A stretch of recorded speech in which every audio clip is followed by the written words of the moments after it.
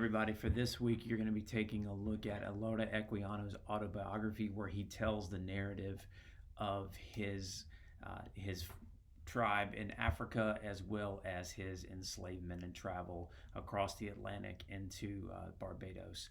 It's an important account, not just for understanding English literary history or the English-speaking world's history, but also the slave movement and some of the things that we might still see as relevant for today. So I'm really interested to hear your thoughts on it. I posted a fascinating documentary that BBC did about 15 years ago about this author and his impact on the abolition movement in England during this time. And this is the time when you had the rise of important voices that ended the Atlantic slave trade and eventually made its way over into America. Those voices and these narratives that continue to be relevant through the ending of slavery in America, through the Civil War and the Civil Rights Movement and all of those things. Like, these are important voices for us to hear, not the least of which is to, as you probably noticed, English literary history is pretty white in terms of who's writing.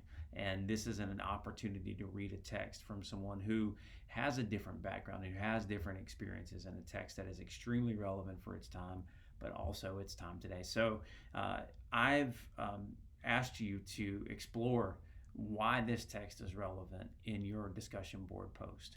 A lot of times we can get stuck in this idea that these texts are historical documents, that they only serve a purpose for the time that they're written in.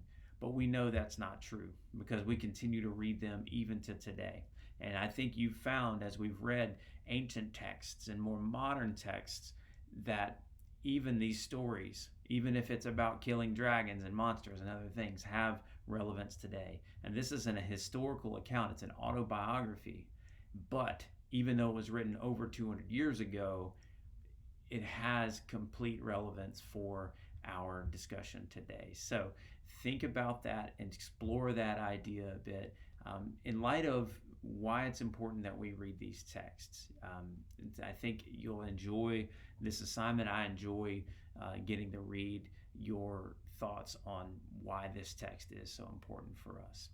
Going into next week is the Thanksgiving break, and we don't have any assignments due that week. But what I'm going to go ahead and do is post the final exam at the beginning of next week, which will give you a big, long period of time to review it and work on it prior to those due dates. I know that after Thanksgiving, those final exams are going to come fast and quick during that time. So I want to work with you on that as much as possible and give you as much space as possible. So if you want to go ahead and complete the final exam during the week of Thanksgiving and turn it in, that's great. I'll be checking in on Blackboard throughout the time in order to give you your feedback. And we'll talk. I'll post another video like next week that explains that as well.